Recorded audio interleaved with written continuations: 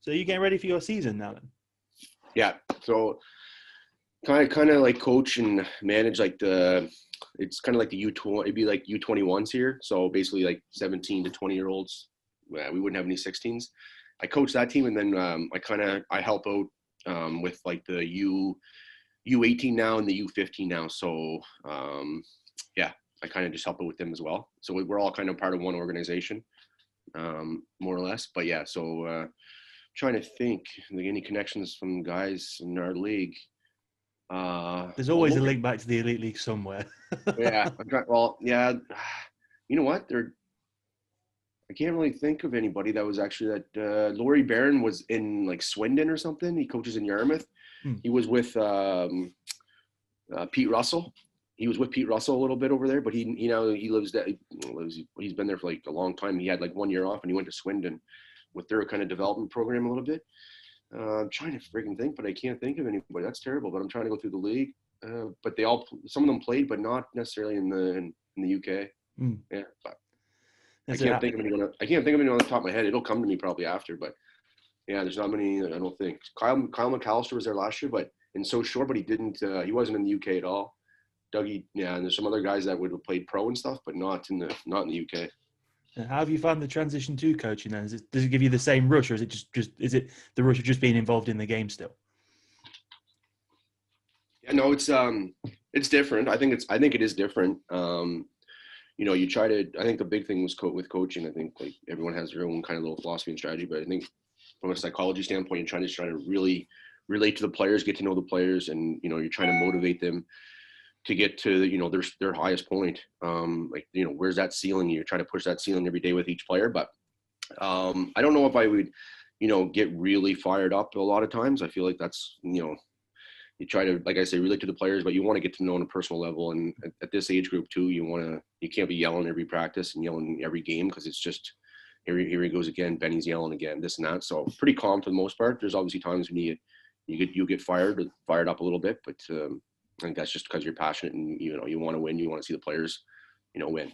But just to let you know, we didn't have a great season last year, so we're making some, made some off-season acquisitions, I guess you could say. We put ourselves in a better position, I would say. Like, we get a lot of guys coming back. So on paper, we're better than we were last year, but every other team's probably saying the exact same thing. So we'll see. I'm guessing those 3 years in Belfast where you're the assistant coach who ended up playing almost every game anyway, really helped you out for that.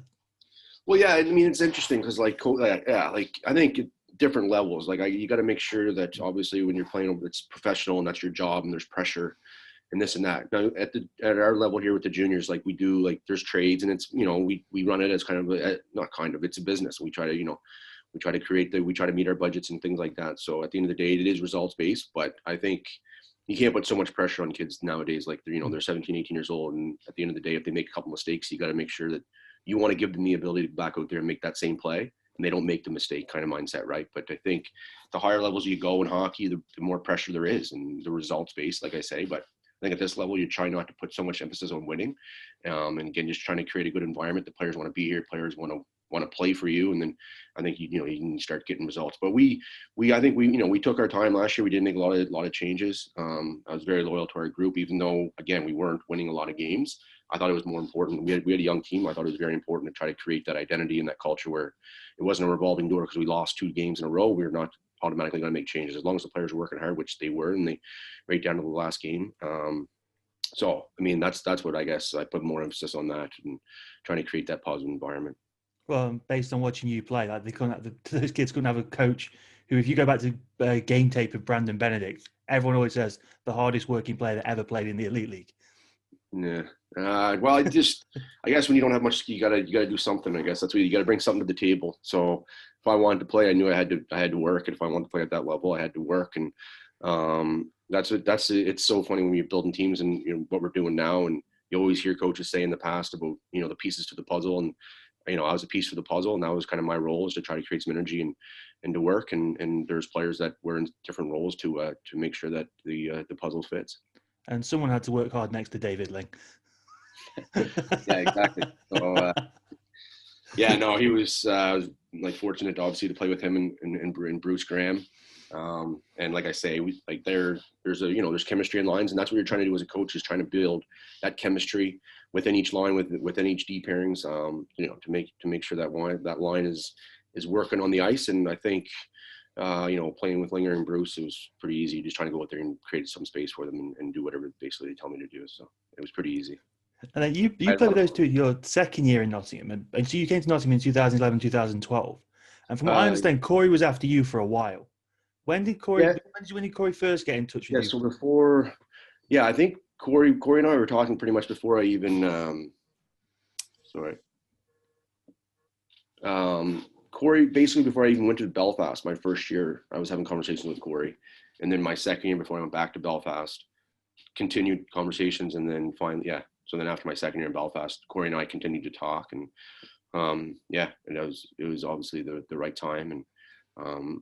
And to me, it was the right decision, and it worked out well. I know you spent 2 years in Belfast. You were accustomed to the Elite League. What was it about the Elite League that you liked so much?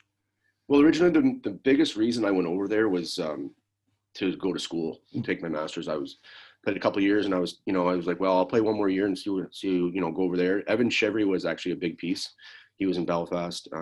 He's kind of from the same area, like relatively close, to an hour or so away. So anyway, I was talking to him about it, and he said it would be a good opportunity, and that's what he did the year previous, or a couple years before that, in Coventry. He took his master's in business, and so that's what I did. Went over there, and then kind of liked it a lot in Belfast. Liked the league, like a lot of positives. So I said I'll play another year, and then had injuries in both those seasons, so it kind of felt like, and I guess that school part of it too. You're focused so much on school that you really didn't. You know what I mean? Like really enjoy yourself so much because you're doing school. So I guess that's why I went back year 2. And then, again, had a great year in terms of just enjoying myself, and, but did have 2 pretty significant injuries. And then that's when I went to Nottingham after that, and really, really enjoyed my time there, obviously. So. Well, no one ever has anything bad to say about Belfast. It's one of those cities that people go to, they just fall in love with it instantly. Yeah, exactly. Like, my wife's from over there. She's from like an hour outside, but she was living in Belfast at the time. So, no, I really fell in love with that city. There's no question about that. It was a great place to play. I would say there's a few really good places to play in the UK, and Belfast and Nottingham. I was fortunate enough to play for both of them. Now, what was Corey's final selling point to get you to sign to come to Nottingham? Well, I guess it was just a little bit of, there's kind of always 2 sides, and obviously there's the Belfast side of that. I guess it just kind of worked out more. And at the time too, with my wife now, girlfriend at the time, she was ready to kind of, make a career change, I guess, and was willing to go to Nottingham, which was a big piece of that. And if she wasn't, then I probably would have stayed in Belfast. But I think that, the timing was right. I have a lot of respect for Corey, and I always have, even based on our conversations. He's a very straight shooter, and I was fortunate, I guess, in a sense where he still wanted me after a couple of years of basically not accepting his offer, and then he was persistent, and Because 2 years before, Nottingham won the Challenge Cup.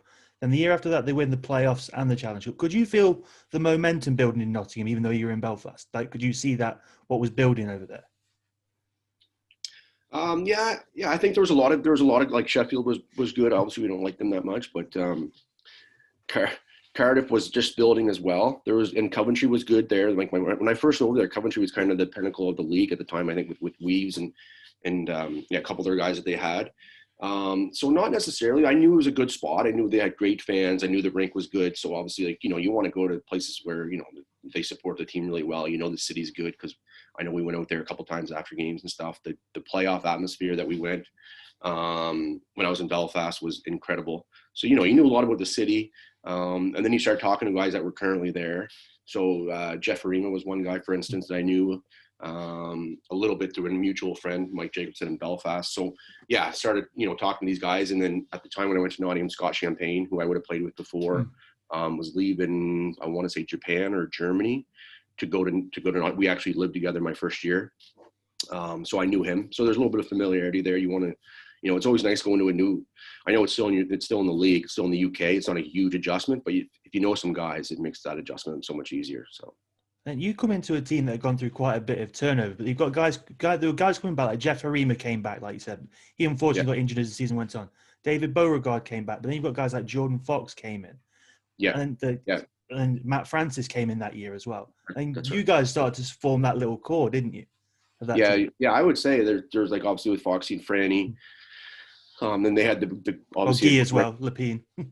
yeah, Lapine was there, and then the British contingent was arguably the best in the league, like with Clarkey and Stevie, and so yeah, I mean, I think there was a lot of good pieces there for sure, and I think it does take a little bit of time to kind of gel together. In that first year, we were able to win a couple trophies, and then the next year we had a very, very good season, obviously. So there's just a lot of that core group, I think, and you got to tip your hat, and that's what Corey was good at, is building a team and knew the pieces to, like I say, and not trying to. It's not a cliche, but you have to really emphasize it. And I believe that now, being a coach, is that you have to really recognize, and you got to make sure guys understand the roles and accept their roles, because you don't need, as much as people probably think that it might would work, but you don't need 14 forwards that are David Ling. I mean, to me, it doesn't work. You need one David Ling for sure, but then you need other guys around them to kind of have those roles, and being able to accept their roles is a big piece as well.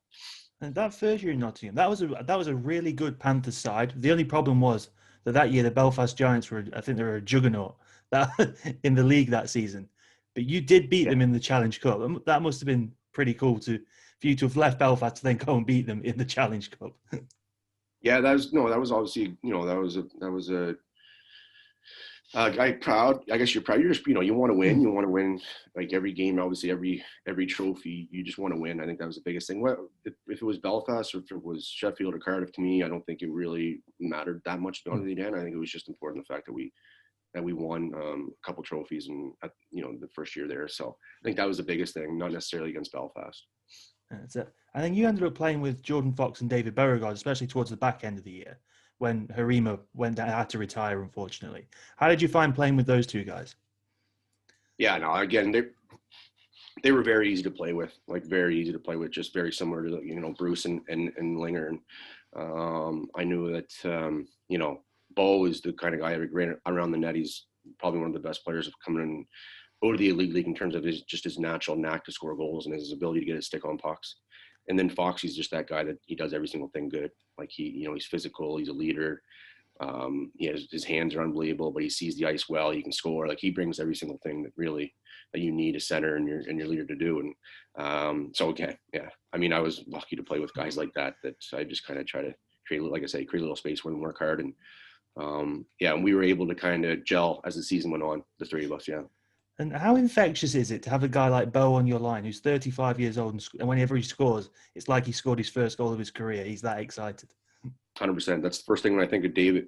Like, Bo is his passion, his genuine passion and enthusiasm, not just for hockey, but for life. Like, you go in the dressing room and he's always smiling, he's telling stories, he's telling jokes. And he was contagious fella. People would gravitate towards him because he was always in a good mood. And the next day after we lost a game or whatever, Bo would come in, he's smiling, he's having a cup of coffee, and he's always he's that guy that create that positive environment. That was Bo, and he really puts things in perspective for us. And I thought that he was unbelievable at that, and he was tons of energy, and a very, very funny guy. And yeah, we had a lot of fun.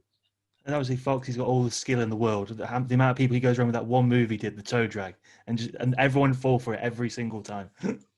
Yeah, no, he could skate. He was good size, strong. Like but then he had that. He just had that natural ability, like I say, in around the nets and stuff. Like, he was just getting his stick on pucks was phenomenal. And then just in tight, he just found a way to score goals. And some guys have that natural ability, and Bo, he had just had that natural ability. And I believe you can always work on your craft, but at the end of the day, there's just something there that you can't teach. And Bo had that natural instinct to score.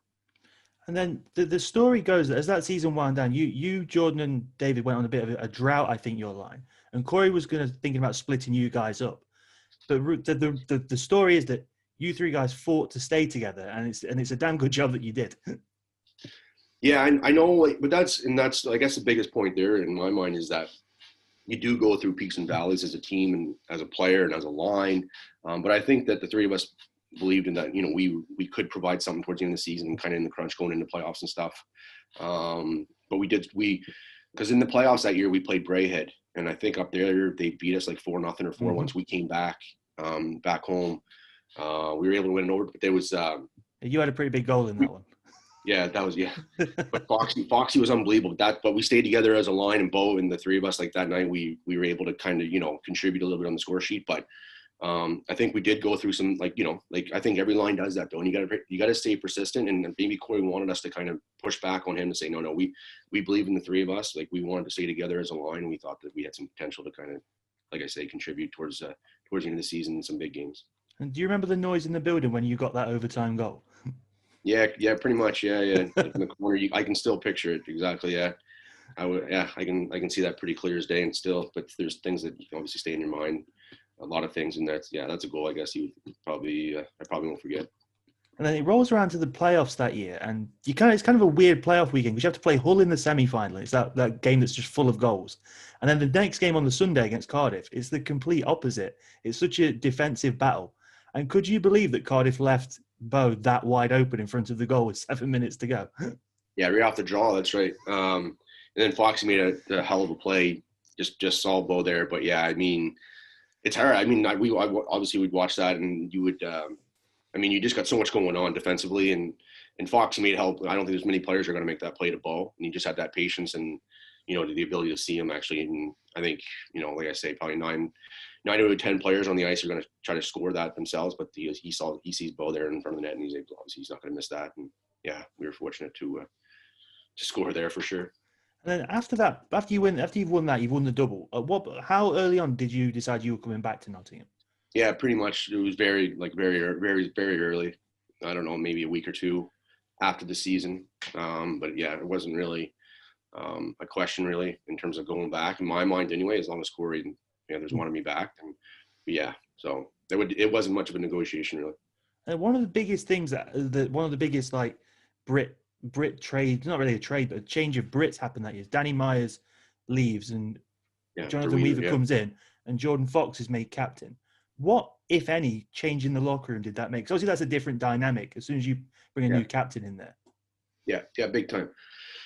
Well, first off, Danny was very good, and it's been in that league a long time, played in the league a long time, and I respect Danny very well. But that's obviously was the management coach's decision to make that choice. And I'm not saying that, I guess you could say it was the right decision but Jonathan Weaver was exceptional, exceptional. And the human being that Jonathan Weaver was exceptional.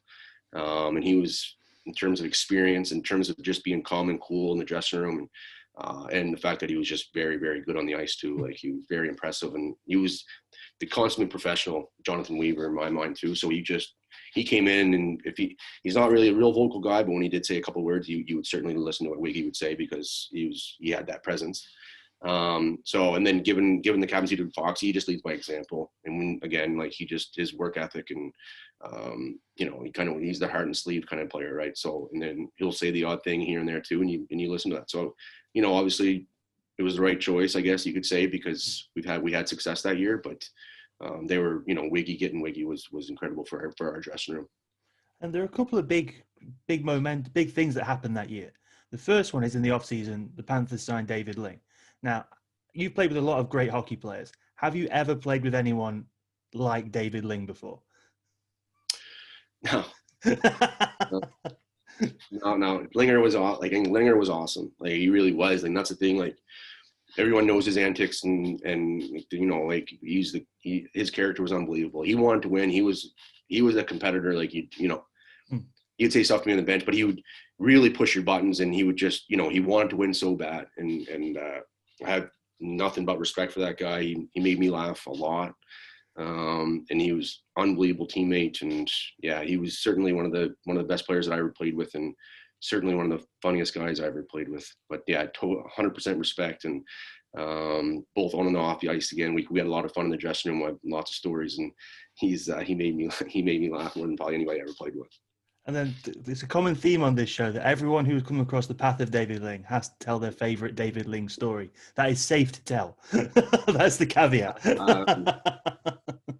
Let me see. Well, I got a couple that probably wouldn't say.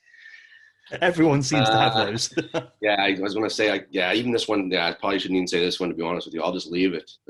But yeah, when I think of Linger a lot too, like the stories, but I think of, like he eats green peppers, just raw green peppers in between periods, like just random kind of stuff. Like, but he just pulled out and started eating a green pepper like an apple. I'm just like looking like, never seen that. Like, now I don't know if that would be great for your, like heartburn and stuff, but eating a raw green pepper in between periods, I was like, what is this? It wouldn't even phase him. He was just like, oh, I just get green pepper out, like a raw green pepper. But I'm trying to think of a funny one now.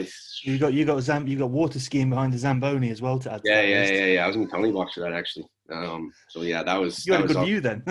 Yeah, that was priceless, and because I was in the penalty box with it, I think he was kind of thinking about it on the bench, and then all of a sudden I was just like, what is going on right now? I had no idea, obviously, and yeah, I was dying. It was pretty funny, but I'm trying to think. Like, let me stay with me on that one and see if I can think of one that's. It'll come to you in about 10 minutes or something. Yeah, exactly. One of the other big things happened is that Anthony Stewart and Guy Lepin pretty much came into that locker room at the same time.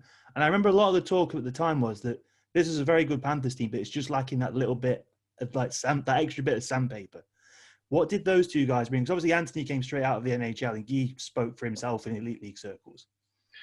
Yeah, like right away, I think when you think of those two guys, just like their size, like they're so big players. They are such a force on the ice. Like Stewie was an absolute monster. Like when he was chasing pucks down, there was no way there's any defenseman that wants to, go back and get that puck. So he was just such a big man, and he was obviously a very, very good hockey player coming from the NHL. And then obviously with Lep he was so mobile for a big defenseman. He skates so well. Like his skating is phenomenal. And then he just brings that presence back there. I think that kind of solidified our deal a little bit there with having him. We had Werns and Wiggy. Like we had Beck. Our decor was phenomenal, but we had everything. That's the thing. Like Lep brings a little bit of everything, I think, but his skating is not maybe recognized as much. But I know playing against him and then playing with him, like his skating's phenomenal. And then the fact that he's 6'3", and then obviously he's tough and he plays with that edge. And then we had that combo of Werns and Becks. Like these guys are, we had everything on that back end that I was like, thank God I'm not playing against that group night in, night out, because they were good and they were mean too. So. Then one of the other big things that year is that Corey got injured down in Cardiff and he had to pretty much stop playing. What was the difference between Corey Neilson, the player coach, and Corey Neilson, the coach? There wasn't a whole lot. I don't think. I think that he was very, very demanding. Like Corey was very demanding and very professional, and his attention to detail was absolutely phenomenal. Like he was just so like X's and O's. Like I remember like our neutral zone stuff. Like we would do it all the time, and it was just his attention to detail and running our patterns and running our routes properly. Like we had like probably, like not exaggerating, probably 10 different face-off looks. I couldn't remember the second one. I'm like, what are we doing like now? But he would always be thinking about doing different things. Like face-off is a prime example. Like, okay, how can we adjust this? How can we do this? But he was so smart, and he's always thinking. He is a thinker. He's a smart guy. And but then again, we talked about it with Linger as well. But his willingness and his, like, he just wanted to win. Like his competitive edge was like off the charts. Corey, he'd get so upset and pissed off when we didn't. So yeah, I think that there wasn't a whole lot. I think at the end of the day, he was very, very good player when he was there, very smart. But then yeah, he recognized, I think, that him taking a back seat was better for the group, and that's again a tip to his selflessness, putting the team first. And he did come back and play one more game, but he was a -2 in a 2-1 home loss against Edinburgh. I remember that game. Yeah, that game was kind of the big turning point, because obviously the big stigma around the Panthers is always Nottingham in December. It always collapses. It always goes wrong in December for Nottingham. I'm guessing, I've spoke to Jordan people, and I know the feeling in that locker room was that is not happening after this result. This cannot happen again. Yeah, I would agree with that. Was certainly a turning point. I remember the game very well. I think it was a midweek game, though, wasn't it? About Tuesday night. Yeah, I think we played okay, but yeah, obviously we lost, and again, it's a results-based business. So, but that was a turning point. I think we started turning the corner in terms of recognizing that, kind of like maybe what I never heard Foxy say, but you're saying that Lute and Foxy saying something that this isn't going to happen. And again, that's a credit. I didn't think it's just guys like, when you got guys like Linger, been through hockey for 15 years and professional, like you can't let one game ruin the season kind of thing. Like, let's get back on the horse here and let's turn this around. So, and I think that's what we did. And you talk about that team being mean. That team went from being very mean to probably being one of the meanest teams in the Elite League when Kelsey Wilson is introduced into it. Yeah. That's a character. Yeah, he was real tough. Like, he wasn't that big. I mean, if Willie was probably you know, he was probably 5'11", I would say. You know, if he was 6'3", 6'4", like Lord, like, you know, he probably would have been able to fight, but to be a tough guy at the highest, like in the NHL, for instance, because he was pound for pound, and I don't think I've seen a guy that was tougher than in my playing experience of Kelsey Wilson. He was, yeah, very tough, but he was good again. Like, he was undercover good, like strong. He could shoot, he could score, but he had that intimidation factor, no question. That, you know, you respected him once. All you have to do is look him up pretty quick on YouTube, and you can see how tough he was. And he kind of set his stall out in that game in Sheffield. And after that, I remember talking to Strax about this. No one ever went near him again after he did what he did in Sheffield. What do you remember about that incident? Ferguson, right? Was it Ferguson when he slacked? Yep. After the goal. Yeah. I mean, that's how you gotta, that's, he kind of almost gain respect in a sense where, like, this is how crazy he is, kind of thing. Like, in what Ferguson did is probably not right, kind of thing, right? Like, he can't, and then obviously Willie, maybe did he go overboard? Possibly, but at the same time, I think he let everyone know throughout the league that you got to respect the game, you got to respect who you're playing against, and this and that. And Willie certainly let him know. And only a 3-game ban. I know. Well done, Gary. Yeah, exactly. And then the last guy to join that team and it's incredible to think that you had David Beauregard as a spare forward. How big was he coming back into that room? Just, I imagine, like you said before, just to brighten it up, I imagine. Yeah, exactly. See, the biggest thing that when I think about that is that you got a guy like Bo, who's arguably one of the, you know, he had one of the best goal scorers in UK history. Like, I don't know exactly what his numbers are, but I'm just saying you could argue that in terms of scoring goals, David, he's got to be considered with one of the best in the league. So when he came in, everyone knew like what he did in the past and how he scored, you know, X amount of goals in the years previous and this and that. But this is my point is that you have this guy that can score all these goals, but he accepted not being in the lineup. He was there, team first. He'd come in the dressing room, he smiled. He'd come in with his suit on after the game. We're winning. Some players might get upset because they didn't contribute to the win. He's smiling. He's happy for us and him, obviously, but he's happy for the team more than it's not about Bo, it's about the group. And he really recognized that. And he was there. And I think that Corey was very clear with him. I'm not going to say that 100%, but I feel like the conversation was, you're here as an injury cover. Or if we start really struggling, then maybe you're going to slip in. But I think Corey understood that and recognized that he doesn't want to mess with the group. However, he wants to have a plan in place that if we do have an injury going towards the backstretch of the season, that we obviously have a guy that's more than available, more than his ability can certainly jump in and contribute without a question. So, but again, no complaints, all positive, and he wasn't playing. Did he want to play? I'm sure you want to play, but he didn't let that affect the dressing room in a negative way. And then the first trophy you actually win that year is the league trophy. So tell me what you remember about that night in Belfast. Yeah, it was just, we knew we had a little bit of great. We had we didn't necessarily need to win that night, but you had time to do it. We had time. I think we had 4 or 5 games left in the season. That was a Friday night, and we were actually back to back with Belfast. So anyway, but no, we obviously wanted to get it done as quickly as possible, and that so we could enjoy ourselves in the city. I guess that's one of the biggest reasons. But no, I mean, I remember Galley scored late in the third. Hell of a shot. There's another player that was very, very underrated. He was a huge piece to our success that year. But he scored that big goal that night, and yeah, I just remember at the end going down the corner and seeing all our supporters there. That was absolutely incredible, and then and having a lot of fun that night. From speaking to other guys like Jordan and David Ling and things, obviously that was David Ling's first proper championship, but they always speak about how they wanted to do it for guys like Clarkey and Matthew Myers, who had, like, Clarkey's obviously been in the league for so long, never won it, and that almost drives you on a little bit more. Yeah, I would 100%. Well, and that's the thing, once you start, you're growing as a group, you start caring for one another, and you start learning and talking to each other stories like that, and then how important it is to these guys that's been in the league for so long. They weren't able to win, for instance, the elite league. And Nottingham, for example, too, you take pride in the actual, the team and knowing the history there and, how long it's been that they actually won the league and this and that, right? So I think you start adding all that together, and that's what you really start gelling together and working for each other and win for each other more than anything else. So, and how much do you put down all the success that year to the consistency there was? Because you can name the lines that went out there every night. It was Benedict, Graham, Ling. It's Francis, Lakovic, Gallivan. It's Myers, Clark, Wilson. You can literally, you just know who it was. Yep. So sorry, Dan? So that how much does that consistency play into how you like just Oh, carried on rolling towards the end of the year? yeah, no, it's huge.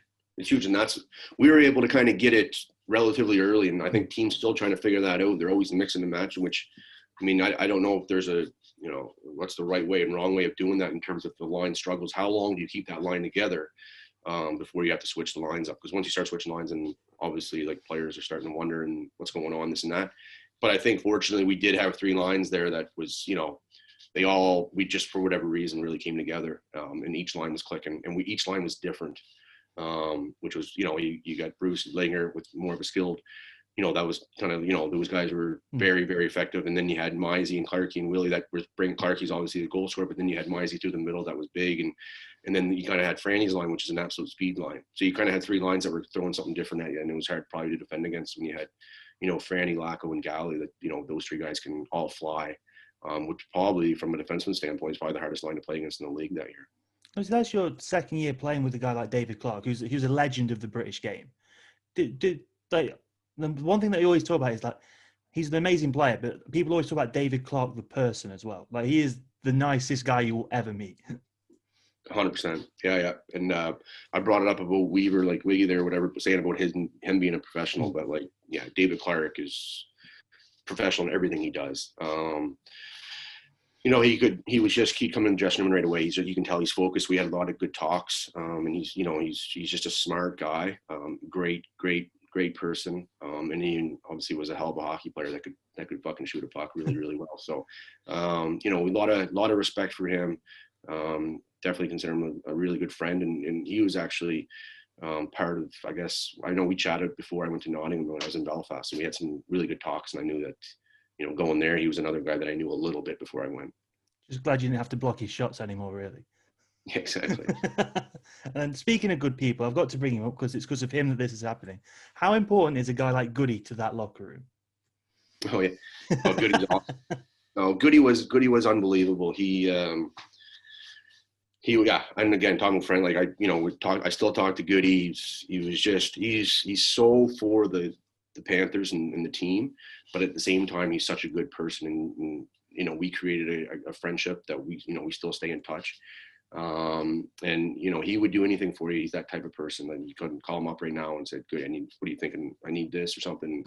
Maybe not when I'm living in Canada, but when I was living over there, he was always that guy that you knew that had your back and that was going to be there to help you whenever you kind of needed it. And he was always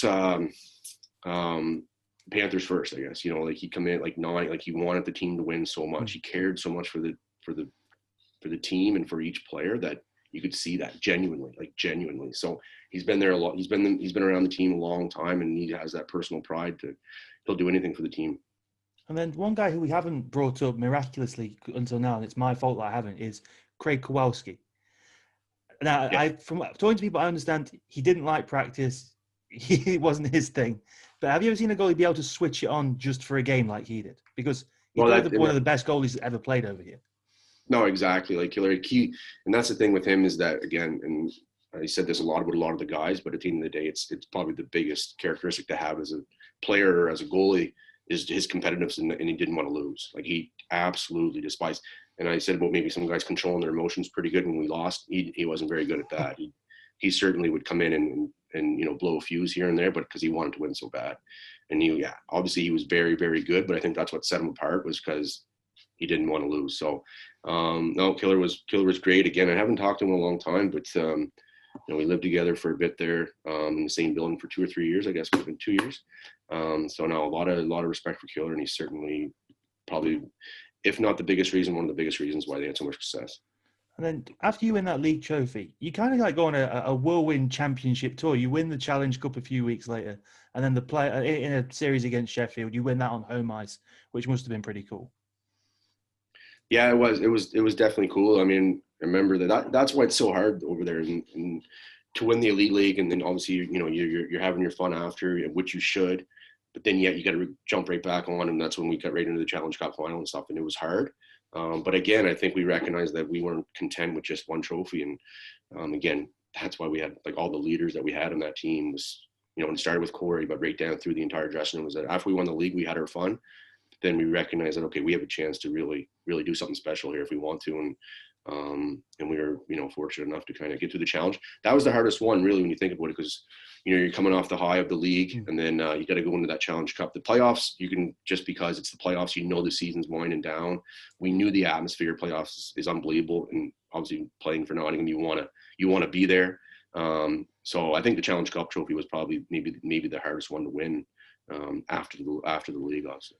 It was good because from what I remember, it felt like a really weird play. It was like the final happened after the regular season finished and just before the playoff quarterfinals. It was like in that weird limbo place. So I can't imagine, like I said, get from that highest of highs to then get ready for another one. I think what people don't realize is how emotionally taxing those big games are. Yeah, exactly. And I think that's when, like, Killer, I think my memory serves me correct. I think when we went to Sheffield, like they outplayed us in the first period quite a bit, but we were hanging around just because of Killer, and he was able to stay on his head and keep us in it. And then we were able to get a few breaks here and there. And I forget the first leg what the score was. 4-2. 4-2. Okay. Yeah. And they won 2-1 at our place, so we won by 1 goal. Okay. Yeah. But that was, So I think that, like I say, at the start of that game, Killer was the reason why we were able to stay in it. And then we got our legs a little bit, and where it was, so it was 4-2. I wasn't really sure the score. I'm not going to lie. All that matters is you won. That's all you need to know. Exactly. And then you have another incident where you need to come from behind to get to the playoff finals weekend. Is that when you go into the game? Is it just unabashed confidence? Because I'm sure at that point you guys know how good you are. It was we can overcome 5. Yeah, because you had to start. You had to finish off the game at home because their glass broke or something up in their place. Yeah, that's right. So it was fight, but was it 4-1 or 4-2 when we came back? 4-2, and we won 3-0 in the second leg. Okay, yeah, so 4-2. So that's the thing about the aggregates, is that when you first went over there, you're trying to get your head wrapped around it. But the big thing is that, you have to focus. Like, it's 6 periods, it's not 3. But we were able. It was 4-0. Fife was up 4-0, but we were able to kind of claw ourselves back to make it 4-2. And once we did that, I think we were confident to think that we can make it back from 2. 4 is quite a bit, but we were able to kind of claw a little bit throughout that game, because it was 4-0 pretty early, I feel, up in Fife. But no, we were able to, make it 4-2, coming back. And I think we were confident in a sense where, like, 2 goals isn't that much of a lead, really. You have 60 minutes to, so we just took 1 period at a time. And then obviously we were fortunate enough to kind of squeak enough through. I'm trying to think of the goalie. Was it Peyton, maybe? Patton? No? I think, But Brian Pitton. Didn't he have a brother who played forward? Yeah. Was it the 4? I remember him as a player, Jason. He was very good. He was playing on the team that year. Yeah, they had 2. I remember there was the goalie and there was the forward as well. Yeah, the forward. That's right. Yeah. So the goalie was playing. Yeah. So anyway, no, they had a good team that year too. They were good. But again, coming back, it's obviously beneficial to be coming back home. But I don't think we were overly concerned with the 2-goal deficit, because 2 goals isn't a huge lead in hockey. And speaking of Fife, which away rinks did you like going? Did you prefer playing in the bigger rinks, or did you like going to places like Coventry, Fife, where it's a bit more hostile and they're a bit more on top of you? Like, no one liked going to the big blue tent. I know that much. No, I didn't like that rink at all. No, I wasn't a fan of that rink at all. No, I think I didn't mind Fife and stuff. They had great ice. But yeah, I think I would rather go to like the nicer arena, like the Belfast, and you just, it's just a lot bigger, and yeah. But I still didn't mind going up to Fife. Edinburgh was tough. The dressing room in Edinburgh was real bad. So I think that's a big piece, and it's not necessarily the arena so much, but the dressing room is key, and the dressing room in Edinburgh was not good. So that made it a struggle. 6-7 hours for bus too after getting off, and going there wasn't ideal either. But I mean, you can't. That's the stuff too. Like, you got to spin it as positive. Guys like Beauregard and that, like, they'd be like getting off the bus like pumped to play. So. Well, that year, the only game you lost in Scotland was that playoff quarter-final. Is that right? Yeah, that year you won every game in Scotland up until that point. Wow, I didn't know that stat, but yeah. So, some of those ranks are tougher, but I think Edinburgh at the time they were struggling a little bit. Obviously, they beat us that early in the season. maybe that was a bit of a knowing that any team can win on any given night. So when we're going up there, but Fife was good. Glasgow would have been Bray at the time. And Dundee, I don't know, Dundee? Yeah, they would have been there. That's a nice little rink. Dundee's a nice little rink. Very nice arena. And so then it gets to the playoff finals weekend. You get there, you beat Fife at home. You beat Cardiff in the semi-final. It's I don't think it was that much of a close. It was 6-3 in the end, but I think we were always like 2 goals ahead or something. No one ever can remember that game. So it all comes down to the last one that everyone can remember. Yeah. Was it Belfast? Belfast, the overtime. Yeah, Foxy. Yeah. So, yeah, we were up by 2 or 3 in the. I think maybe we were up by 2. You were by 2. You had the weird goal that Lacko scored, like hit the back of the net, hit Murphy. Yeah. Then you had the perfect shot from Jonathan Weaver. That one-timer on the power play, David Ling just put it on a plate for him. That's right. And so then they fight back. 2-2, yeah. But yeah, then obviously Foxy, they got a penalty because I know that was on the power play. I'm not sure what the call was. It was too many men. The guy, he looked like he was going to dump the puck in, but he doubled back. Oh, really? It was their ex-NHLer, Greg Stewart. He doubled back, really? And it was a too many men. So when you send out David Ling, Jordan Fox, David Clark, and Eric Werner, were you thinking those guys are going to do this now? This is it. Well, I think the odds are pretty good, especially 4-on-3, like on the power, in overtime. 5-on-4 is obviously, I think your chances definitely get lower, but in overtime like that, you got those 4 guys out there. All 4 of them can obviously score and make plays, and there's a good bounce off the backboards. Correct? I think it came off the backboards kind of, and then Fox was able to just jammed it in, pounce on it and jam it in. Yeah. So, but yeah, I mean, obviously, you like your chances going in, and I guess the rest is history after that. But yeah. And at what point after that game do you guys all get together again and do you get together again and just think about what you've accomplished that year? Is there a big group discussion about the legacy that that team has left? Because people still talk about that Grand Slam winning team. Yeah, no, we don't. There's no group or anything, Dan. We don't really I haven't talked to some of those guys in a long time, really. It'd be nice to do something, but I don't know if we'll ever be able to get together. I know, what the testimonials are great in that regard because guys can get back there and you can start reminiscing and start talking about, the stories and the experiences and all this kind of stuff, right? So that's why testimonials are great. I wasn't able to make it last year, but I'd love to hopefully be able to get back over there and all the boys can meet up and have a couple of waters. And then after you won all that, was it just another easy decision to come back to Nottingham for a third year? Because you got the different challenge of the Continental Cup ahead of you at that point. Yeah. No. It was still I was very, very comfortable there. I didn't really want to go anywhere else. I knew my wife was happy. We were happy. So yeah, our son who's 6 years old now, Austin. He was born in Nottingham next year. No, we had that was again the last couple of years it wasn't a difficult decision. No.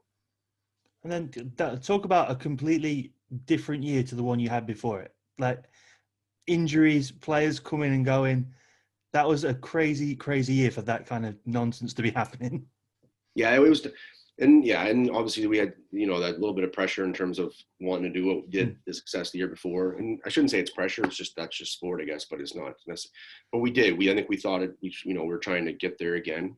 We had a great group, but I think, and you don't want to use excuses, but at the end of the day, it's the reality of sport is that if you get a bunch of injuries, it's hard to really recover. And when you lose some of your high-end guys and, what can you do really? You're obviously not going to break the bank and keep on bringing guys in. It costs money, and we understood that part of it. So I think that was a big piece of just being healthy, trying to stay healthy.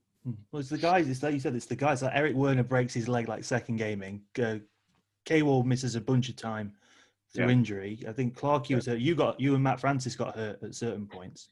Yeah. And how did you find the Continental Cup stuff? Did you enjoy that change of pace from the Elite League?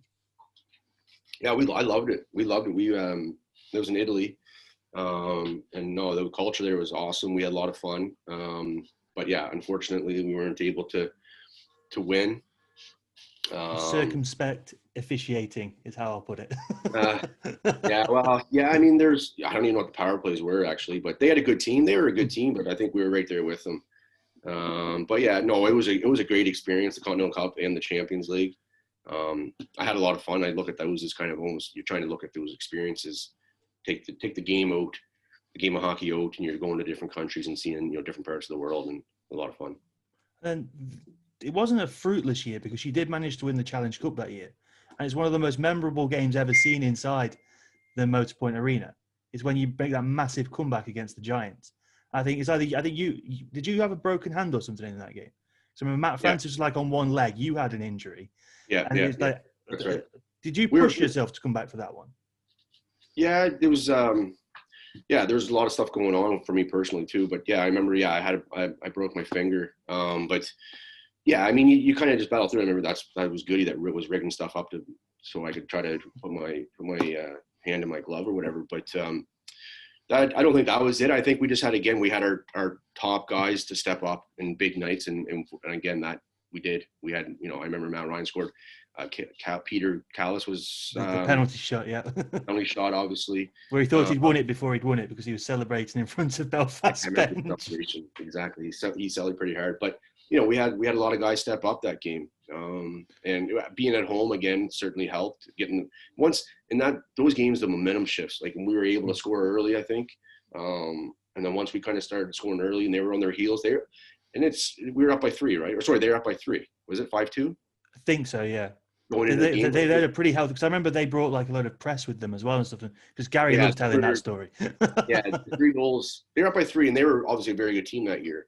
So, it was obviously, we just knew that if we can get our fans involved a little bit here, we can get 1 or 2 early. It can, and it worked. I mean, in terms of just, they got back on their heels, feeling the pressure a little bit, and we were fortunate enough to keep the train rolling through the game, and so no, it was good. And what do you remember being like the mood in the locker room before that game? Because obviously that's a big deficit against a very good side. I think they would already won the league at that point as well. Yeah, I think so. Exactly, they were very good. That's right. So I think it was, again, just kind of taking it in kind of steps, and shift by shift, and try to create some momentum. And we were fortunate. We were able to create some momentum and score some goals early. And then we realized that, there's still lots of game left. And now it's, in aggregate, we're in this now. There's no reason to grip our sticks too tight, and really trying to press the envelope in terms of trying to score now. We're back in it now. And let's see what we can do here throughout the game. And then I don't know if you guys, like, when you think about back on the games you've played in, do you compare the big moments? Like, do you view one as big as, like, because if I asked you where would that game rank in things you're like proudest of achieving? Because obviously that's a pretty big accomplishment to come from that. That's a big character thing for that team and for you personally, obviously coming through the injury. Yeah, I don't know if I put rankings on specific games. I mean, I think that the playoff experiences were always incredible, and I just love the atmosphere. You had the fans from different parts of the league, and I think that the league does an incredible job there. And obviously, being in Nottingham, playing in Nottingham, you were fortunate. We have obviously a little bit more fan base there, but the entire atmosphere and environment there is incredible for anybody, no matter where you've played in the game of hockey. If you're played in the NHL, I know guys that still say it's an incredible experience. They do a very, very good job there. So I look at playoff experiences, winning playoffs is, and winning the last game of the year is always obviously special. So I think that's obviously key. But there's a lot of positives. I couldn't really put rankings on what trophy and what games had more significance than others, because I think that they all have different meanings, and they all mean obviously a lot. So then the next year you have the challenge of the Champions Hockey League, which is a pretty big competition to be put in. Especially, I think at that point you would have been the lowest ranked team in there as well. So do you remember watching the draw and then seeing the teams that you had to go up against? I don't remember really watching the draw, no, because I knew with every team that we're going to go up against was going to be very good. So yeah, it was a good experience. Obviously we didn't do great, and we went to Luleå and things like that. But I thought we fared well at home. What was the team from Finland? It was Liga. Oh, it began with an L. You had Luleå from Sweden. Lukko, that's the one. Yeah. But we did well against them. We actually beat the DL. Is it Mannheim? Hamburg Freezers, I think it was. Hamburg. Okay, sorry. Because that's a pretty big deal when it beating a DEL team on your home ice. You must have felt the significance of that when it happened. Yeah, for sure. Because then you start putting and that's the thing. You want to do well for the team and stuff, but you're representing the league as well, and you're starting to put the league on the map in terms of recognizing and playing top leagues in Europe. And I just think from a recruiting perspective and the reputation that the league was trying to build in terms of making that a higher quality league and team, I think that's what we did. And I think that's what other teams are doing consistently now. And, that I follow the league, and you see a lot of these players that are going there now because they recognize, that it's a good league. These are good places to play. Obviously Nottingham is part of that, and I think Neil Black would probably have a lot into getting the elite league and putting us on the map, I guess you could say. And then that year as well, I think you had a lot of time wearing the C as well that year. Clarkey got hurt, so we kind of just how did you? What did Corey? Does Corey just come to you and say, "I want to make you the captain whilst David's down"? Is it? Well, yeah. I mean, again, like David he was always our captain, and again, injuries, and it's obviously very unfortunate for Clarkey that year. So it was just, I didn't think too much about it. I knew that he was still our captain, even though he was hurt, and players knew that as well. And then that's kind of your last year in Nottingham, and then that's almost the end of an era. That's like when guys like Craig Kowalski doesn't come back after that year either. So did you just feel like it was just time to move on? Was it the lure of the assistant coaching role at Belfast? Yeah, there's a couple different factors. I was like, the biggest when I went to Belfast after that year, I was kind of like the drive, I guess, as a player was dwindling, I guess you could say. So when I went to Belfast, it was kind of like a lesser role in terms of playing wise. And I was trying to get in, the coaching part of it, and I was doing some other off-ice stuff. One of like the Friendship Four, so I was trying to get some experience outside of hockey, and Steve Thornton was able to assist me in doing that. So that was the biggest reason that I went to Belfast, and I knew I was very comfortable. I knew Thorts. He first signed me when I first went over there my first year, and I have a lot of respect for Thorts. So there was a connection there between him and I. And I knew I was, my wife was comfortable, and we were going back to Belfast, and there's not like she loved Nottingham. There was nothing to do with that, but the other factors away from the game in terms of being a player assistant coach, but more so like with the Friendship Four stuff too was a huge factor in why we went back. And because of injuries and stuff, you obviously ended up playing quite a lot when you went back to Belfast, even though you'd obviously come back on a lesser role. Yeah, exactly. Like you end up playing. Because I guess. Well, you always scored when you came back to Nottingham. I guess I'm not smart enough to figure that out. But usually, there's always an injury playing hockey, and sure enough, there was always injuries. So I ended up playing quite a bit just because there was always injuries.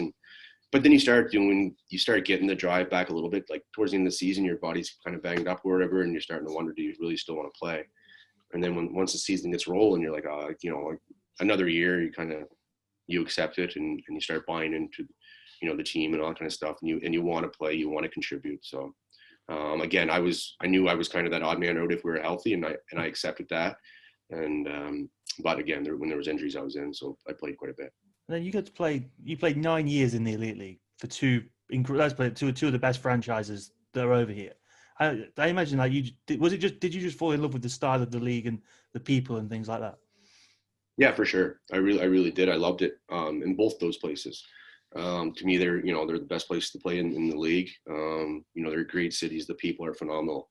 And I just really, I was very fortunate to play for those two teams for a considerable amount of time. And, the culture was great. And it was an easy place to stay involved in and fall in love with in both cities. And obviously in Nottingham, it's Sheffield's the big rivalry. Is it Belfast Cardiff? Is that their equivalent of Panthers Steelers? Yeah, well, I wouldn't say it's equivalent. I think the Nottingham Sheffield rivalries, no one can match that in my mind anyway. But no, when I was there in Belfast, I don't think we had like a particular rival really. I know maybe the with Todd Kelman being in Cardiff now, and I understand that maybe that's where it's on Blair Riley switching last year and things like that. Well, yeah, that's right. So I've been out there now. So yeah, but I forgot about that dynamic as well. So that makes a lot of sense too, Dan. But yeah, when I was there, I wouldn't say we had a particular rival like Sheffield with us. How did you find that Panthers Steelers rivalry then? Because it obviously gets hyped up from both sides. Like you got Dave Sims one side, you got Gary the other. They run like the PR behind it all.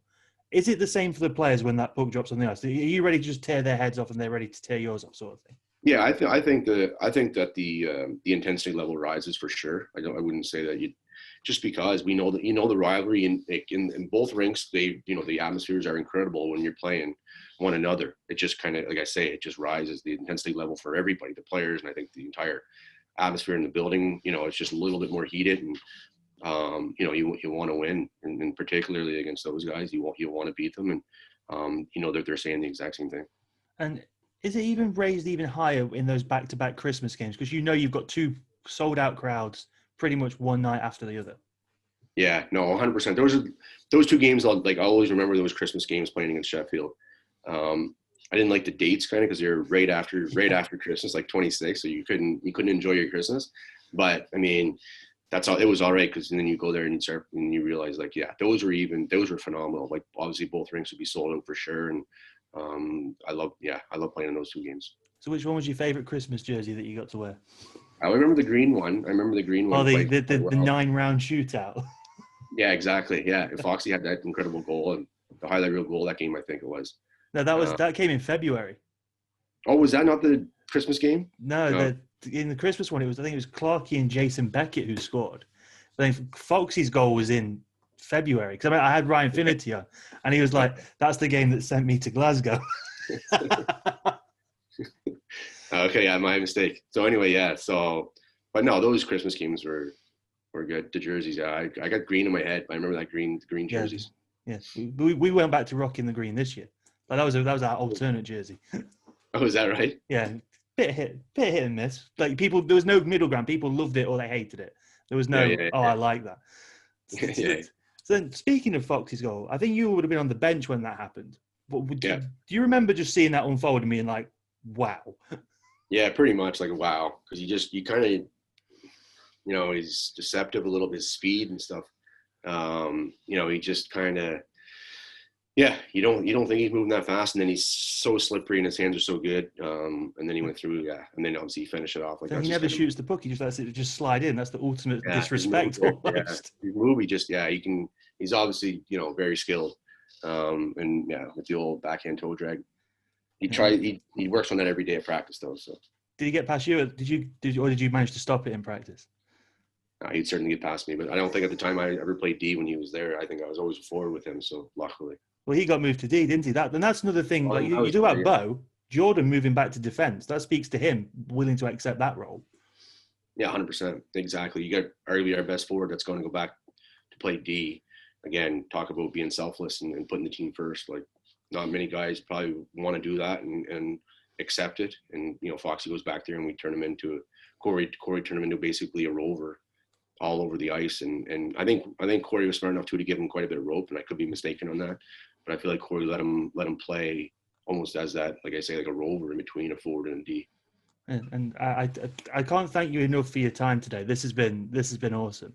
But if you just as one last thing, if you had to look back in your time at Nottingham, obviously like when you talk to guys, like they love the arena and playing, but people also fall in love with the city.